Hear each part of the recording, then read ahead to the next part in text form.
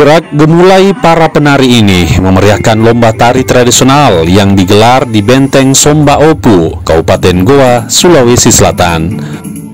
Lomba kali ini diikuti puluhan peserta dan diutamakan bagi para generasi muda. Pemilihan anak muda sengaja dilakukan sebagai ajang memperkenalkan budaya Sulsel dan juga menjaga kelestariannya. Dan agar lebih menarik, kreasi pun ditambahkan agar tari tradisional tetap terlihat lebih kekinian. Salah satunya dengan menambahkan cerita rakyat Sulsel seperti Lagaligo. Kombinasi tari tradisional, cerita rakyat hingga musik modern membuat budaya tradisional tak ketinggalan zaman.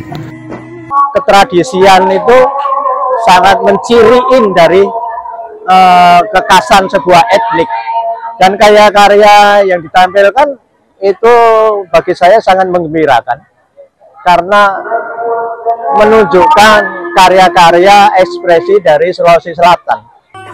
Lomba tari ini digelar sebagai bagian dari perayaan HUT Sulsel ke-355. Semuanya dikemas dalam Festival Benteng Somba Opu 2024. Nila Rustam, Kompas TV Makassar, Sulawesi Selatan.